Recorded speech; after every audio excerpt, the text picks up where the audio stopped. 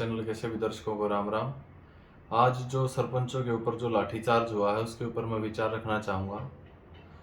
आज सरपंचों की जो वीडियो देखी हमने, काफ़ी हज़ारों की संख्या में पुरुष सरपंच और महिला सरपंच वहाँ पे एकत्रित हुए थे, जिस पर सरकार द्वारा बहुत भयंकर, एक मैं कहूँगा कि दर्दनाक तरीके से लाठीचार्ज किया गया। अगर आप वो वीडियो देखेंगे तो आपको फील हो जाएगा कि कितना दर्दनाक वहाँ पर लाठीचार्ज हुआ है। साथियों, गांव देहात के लोगों ने जो सरपंचों को चुनकर भेजा है ना, ये सरकार उनको भ्रष्टाचार और ये सब बता बता के मतलब एक ईट एंड रिंग लेकर आई। आप थोड़ा सा इस बात को समझने का प्रयास करें। जब सरपंचों के चुनाव नजदीक आए तो इन्होंने 6 महीने पहले आचार संहिता लगा दी और फिर 2 साल इलेक्शन को डगा दिया, लेट कर दिया। 2.5 साल वे निकाल दिए, गांव में कोई विकास नाम की चीज नहीं हुई, कोई पैसा नहीं आया किसी भी प्रकार का। गांव देहात के लोगों ने अपने गांव की गली गलियारों, तालाबों की हालात भी देखी होगी। लेकिन अब ये सरकार जानबूझकर ईट एंड रीड लेके आई, क्योंकि इनकी सरकार का 1 साल बाकी है। 2.5 साल इन्होंने पहले निकाल दिए और 1 साल लगभग अब ये ऐसे ही इस चक्कर में निकाल देंगे, क्योंकि सरपंच कभी धरना कर रहे हैं, कभी कहीं विरोध प्रदर्शन कर रहे हैं और कहीं उन पर लाठीचार्ज हो रहा है। सरकार बहुत चालाक है। ये जो कच्छाधारी हैं, ये इनको समझना होगा, इनकी सोच को समझना होगा। ये देश में विकास नहीं कर सकते। इन्होंने तो कभी धर्म के नाम पर और कभी किसी किसी जात के नाम पर, ये तो सिर्फ अपना स्वार्थ सिद्ध कर रहे हैं।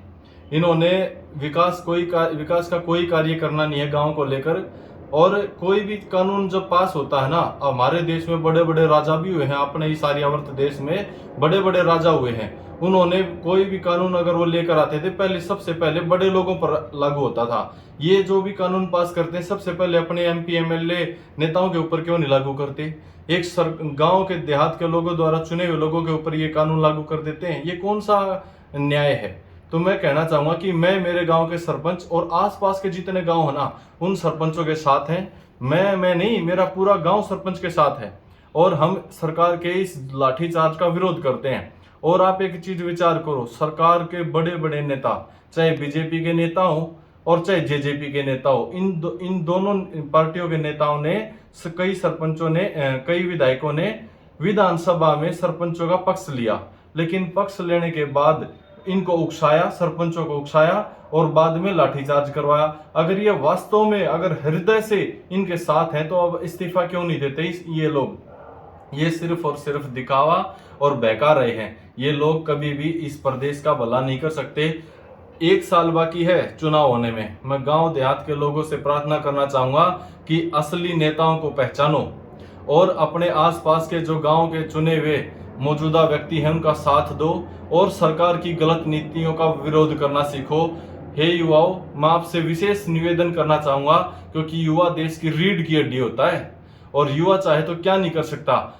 एक मैं लाइन के माध्यम से युवाओं का जोश जगाना चाहूंगा कि तलवारों की छाया पे जग की आजादी चलती है और इतिहास उधर चल देता है जिस ओर जवानी चलती है।